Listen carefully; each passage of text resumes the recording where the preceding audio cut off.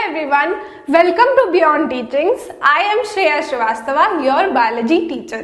So पिछले class में हमने बात करी थी मैन्योर और फर्टिलाइजर के बारे में, हमने प्रिपरेशन ऑफ सॉइल के बारे में बात करी थी कि हम लोग सॉइल को कैसे प्रिपेयर करते हैं क्रॉप प्रोडक्शन के लिए, राइट। और हमने सोइंग के बारे में भी बात करी थी कि सोइंग में कौन कौन सी टेक्निक्स यूज होती हैं, हम लोग क्या क्या टेक्निक्स यूज करते हैं इन सोइंग। ओके, मैन्योर और फर्टिलाइजर के बारे में भी हमने बात करी थी। एक ब्रीफ डिस्क्रिप्शन मैंने दिया था आपको कि मैन्योर क्या होता है एंड फर्टिलाइजर क्या होता है। आज हम देखेंगे कि मैन्योर को सॉइल में ऐड करने की क्या क्या एडवांटेजेस होते हैं एंड और क्या देखेंगे हम लोग फर्टिलाइजर और मैन्योर में क्या डिफरेंस होता है, राइट। तो सबसे पहले हम डेफिनेशन देख लेते हैं, कल भी हमने देखा था, हम लोग रिवाइज कर लेते हैं। Okay, manure is an organic substance. Okay, manure क्या है? एक ऑर्गेनिक सब्सटेंस है जो कि किससे बनाया जाता है? Manure is an organic substance obtained from decomposed plants and animal waste। Manure किससे बनाया जाता है? जो भी प्लांट्स का या फिर एनिमल्स का वेस्ट होता है, एक्सक्रीटरी प्रोडक्ट होता है ना, उससे क्या होता है? ये मैन्योर बनता है।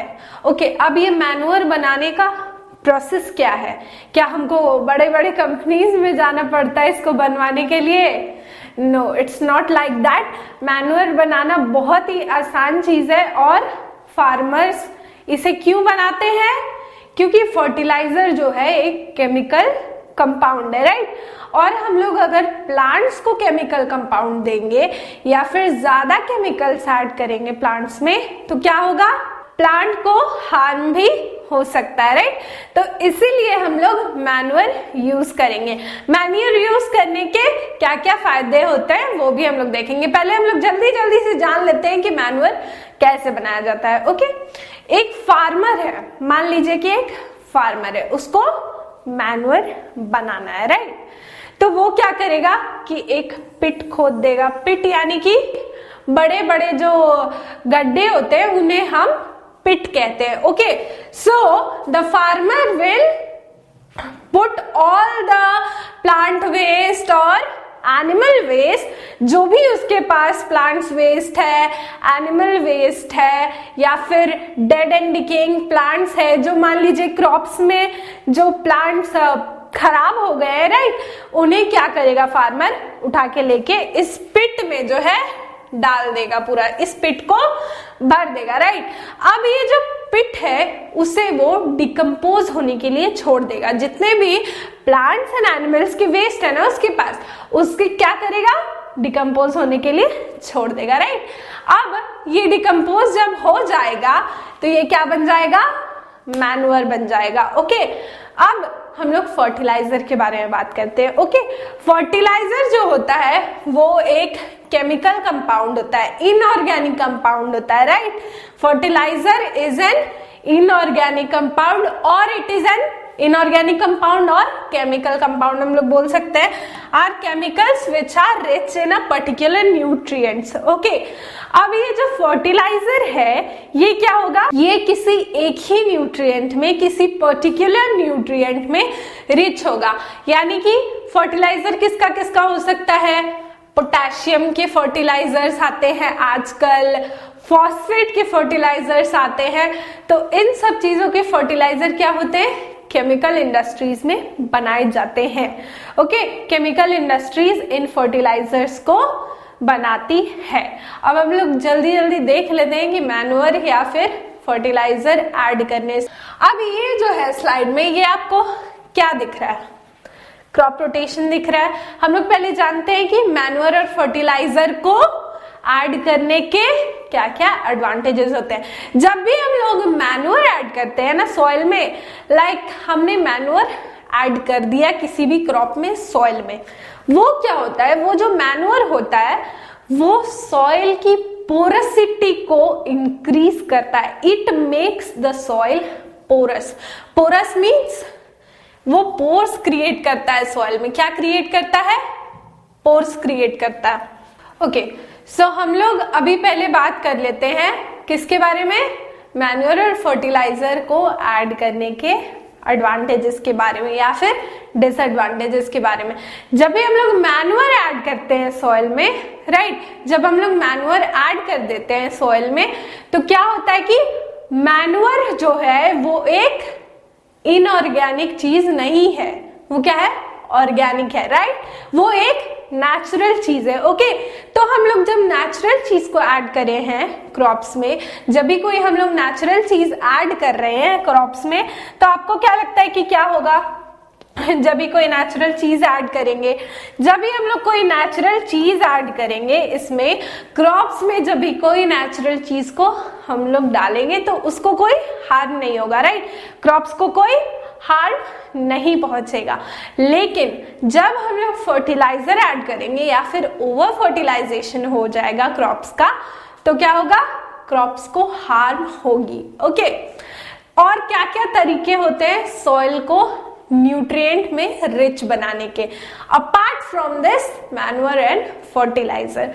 कभी कभी क्या होता है कि फार्मर्स जो होते हैं वो अलग अलग टाइप्स के क्रॉप्स ऑल्टरनेटिवली ग्रो करते जाते हैं, किसमें, फील्ड में। ओके, फार्मर्स अलग अलग टाइप के क्रॉप्स ऑल्टरनेटिवली ग्रो करते जाते हैं फील्ड्स में। ओके, अब जो फार्मर्स क्रॉप ग्रो करेंगे वो क्या होंगे, उनकी न्यूट्रिएंट जो फार्मर्स क्रॉप को ग्रो करेंगे उनकी न्यूट्रिएंट रिक्वायरमेंट जो होगी वो अलग अलग होगी, राइट। जैसे कि मान लीजिए मैंने एक क्रॉप लिया, क्रॉप ए लिया, ओके, इसकी न्यूट्रिएंट रिक्वायरमेंट कुछ अलग है।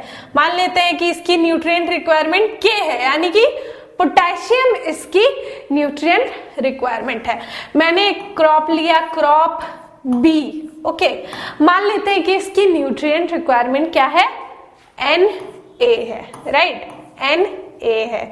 ओके, अब क्या हो रहा है कि ये मैंने सिर्फ एग्जांपल दिया है। ओके, अब क्या हो रहा है कि जब मैं ए को ग्रो कर रही हूं अपने फील्ड में, राइट, जब मैं क्रॉप ए को अपने फील्ड में ग्रो कर रही हूं तो क्या हुआ, सॉइल न्यूट्रिएंट के में रिच हो गया, राइट। जब भी मैं क्रॉप ए को अपने फील्ड में क्या कर रही हूं, उगा रही हूं, तब क्या हो रहा है, सॉइल किस में रिच हो जा रहा है, न्यूट्रिएंट के में रिच हो जा रहा है। अब मैंने क्रॉप ए को हार्वेस्ट कर दिया, काट लिया, ओके, अब मैं फील्ड को खुला नहीं छोड़ूंगी, फैलो नहीं छोड़ूंगी, राइट, मैं क्रॉप बी को लगाऊंगी। ओके, क्रॉप बी मैंने लगा दिया।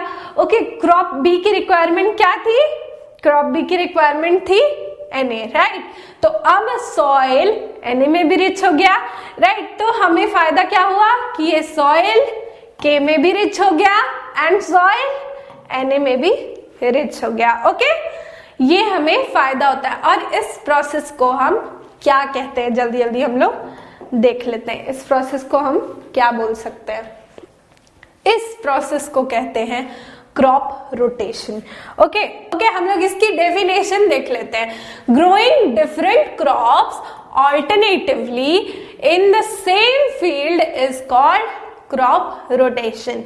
ओके, हम लोग डिफरेंट टाइप्स ऑफ क्रॉप्स को एक ही फील्ड में ऑल्टरनेटिवली ग्रो कर रहे हैं। मैंने क्या बताया आपको, पहले मैं क्रॉप ए को क्या कर रही हूं, ग्रो कर रही हूं, उसके बाद क्या कर रही हूं, सेकेंड नंबर में मैं क्रॉप बी को ग्रो कर रही हूं। ओके, ए की रिक्वायरमेंट क्या थी, पोटेशियम, राइट, एंड बी की रिक्वायरमेंट थी Na, यानी कि सोडियम। जब मैंने क्रॉप ए को अपने फील्ड में ग्रो करा तो सॉइल क्या हो गया, के में रिच हो गया, राइट। उसके बाद जब मैंने ए को हार्वेस्ट कर लिया, जब क्रॉप बी को मैंने ग्रो करा तो सॉइल क्या हो गया, न्यूट्रिएंट सोडियम में रिच हो गया, Na में रिच हो गया, राइट। तो इसी प्रोसेस को हम कहते हैं क्रॉप रोटेशन।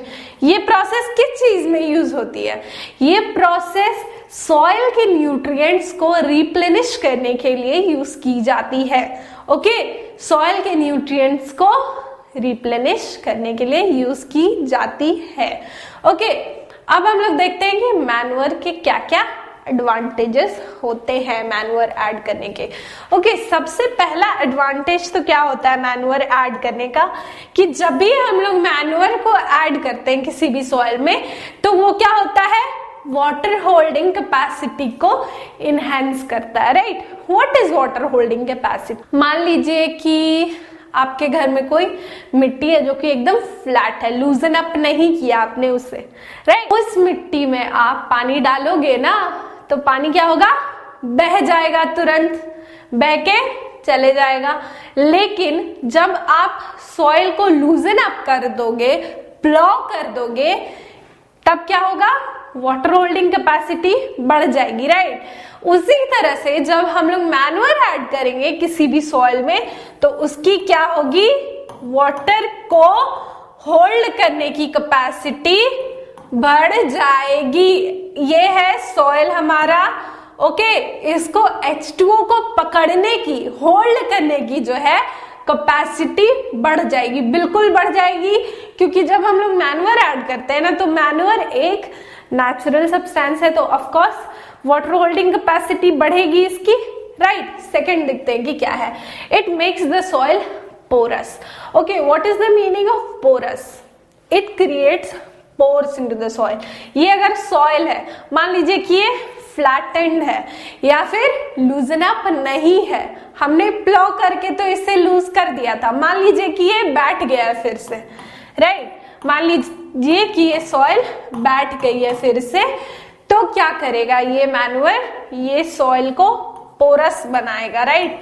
इसमें पोर्स क्रिएट करेगा ताकि रूट्स का रेस्पिरेशन अच्छे से हो। मैंने आपको बताया था कि सॉइल लूजन अप करने की क्या क्या हमें एडवांटेजेस मिलती हैं, तो ये भी एक एडवांटेज है कि रूट्स को क्या है, ये रूट है, मान लीजिए कि ये रूट्स को रेस्पिरेशन करने में हेल्प करेगा, रेस्पिरेशन में हेल्प करेगा, ओके। रूट्स की रेस्पिरेशन में ये क्या करेगा, हेल्प करेगा, ओके। नेक्स्ट हम लोग देखते हैं कि क्या है। नेक्स्ट है, it increases the number of friendly microbes. Okay, friendly microbes क्या होते हैं? आपने लोअर क्लासेस में पढ़ा होगा कि राइजोबियम एक बैक्टीरिया होता है, राइजोबियम। राइजोबियम किस बैक्टीरिया को कहते हैं?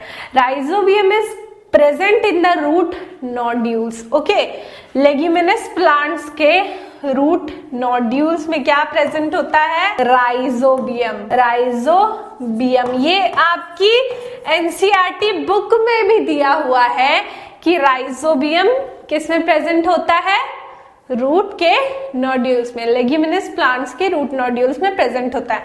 तो इस तरह के बैक्टीरिया ये किस में हेल्प करता है? राइजोबियम। राइजोबियम जो है नाइट्रोजन फिक्सेशन में हेल्प करता है, नाइट्रोजन फिक्सेशन में हेल्प करता है। आप आगे क्लासेस में इसको पढ़ेंगे। नाइट्रोजन फिक्सेशन हम लोग किसे कहते हैं? नाइट्रोजन साइकिल क्या होता है, राइट। तो ये राइजोबियम उसमें हेल्प करता है। So it increases the number of friendly microbes in the soil. Last is it improves the texture of the soil. Of course जब हम मैन्योर ऐड करेंगे वो इतना रिच होता है न्यूट्रिएंट्स में, राइट। तो क्या होगी? सॉइल की टेक्सचर जो है वो इनहेंस होगी और अच्छी होगी, राइट। अब हम लोग जान लेते हैं कि क्या क्या डिफरेंसेस होते हैं फर्टिलाइजर और मैन्योर में, राइट। तो सबसे पहले हम लोग बात करते हैं फर्टिलाइजर की। मान लीजिए मैंने यहाँ F लिख दिया, यहाँ M लिख दिया, आपको समझ में आ रहा है, राइट। तो फर्टिलाइजर सबसे पहले कहाँ से आता है हमारे पास? केमिकल इंडस्ट्रीज से आता है। वो एक इनऑर्गेनिक सब्सटेंस होता है, राइट। वो एक इनऑर्गेनिक सब्सटेंस है। लेकिन मैन्योर कहाँ से आता है हम लोग के पास?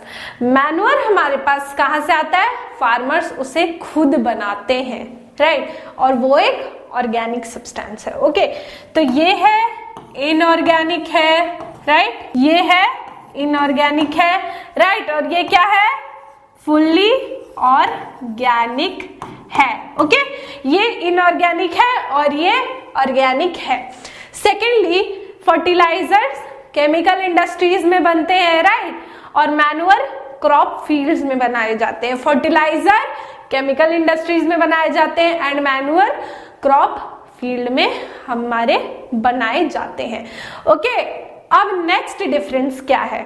जो फर्टिलाइजर होते हैं वो एक पर्टिकुलर टाइप के न्यूट्रिएंट्स में, एक टाइप के न्यूट्रिएंट में क्या होते हैं?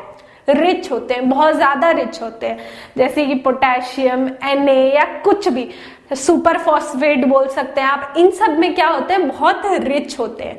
लेकिन मैन्योर जो होते हैं एज कंपेयर टू फर्टिलाइजर, ये भी न्यूट्रिएंट्स में रिच होते हैं, पर एज कंपेयर टू फर्टिलाइजर्स क्या होता है? मैन्योर्स कम रिच होते हैं न्यूट्रिएंट्स में, राइट? तो फर्टिलाइजर्स न्यूट्रिएंट्स में ज्यादा रिच होते हैं, मैन्योर जो है कम रिच होते हैं। ओके, अब नेक्स्ट डिफरेंस हम लोग देखते हैं। Over fertilising can cause damage to the soil. जब हम लोग किसी भी सॉइल को ओवर फर्टिलाइज कर देते हैं तो क्या होता है? सॉइल का जो टेक्सचर है वो डैमेज हो जाता है, राइट? क्योंकि ये केमिकल कंपाउंड्स है। ऑफ कोर्स केमिकल कंपाउंड्स जब हम लोग ज्यादा यूज करेंगे ना तो क्या होता है? सॉइल का टेक्सचर अफेक्ट होता है, राइट? लेकिन जब हम लोग मैन्योर ज्यादा यूज कर देंगे तो उससे कोई फर्क नहीं पड़ने वाला है, टेक्सचर इनहैंस ही होता है सॉइल का, राइट? टेक्सचर इनहैंस होता है सॉइल का। तो आज की क्लास में हमने क्या क्या पढ़ा? मैन्योर और फर्टिलाइजर्स होते क्या है, कहाँ बनते हैं, कौन कौन से न्यूट्रिएंट्स में रिच होते हैं, और क्या क्या मेथड्स होते हैं सॉइल को रिच बनाने में, किसमें? न्यूट्रिएंट्स में रिच बनाने में, और क्या क्या प्रोसेस यूज होते हैं। हमने पढ़ा कि एडवांटेजेस क्या क्या होता है मैन्योर को ऐड करने का, राइट? और हमने क्या पढ़ा? डिफरेंसेस पढ़ा between fertiliser and manure. Okay, इसके बाद जो है एडवांटेजेस के बाद हम लोग क्या पढ़ेंगे? इरिगेशन पढ़ेंगे, जो कि हम लोग कब पढ़ेंगे? अगले क्लास में हम लोग इरिगेशन के बारे में देखेंगे। इरिगेशन के क्या क्या अलग अलग मेथड्स होते हैं उसके बारे में हम लोग जानेंगे। Okay, bye bye, thanks for watching.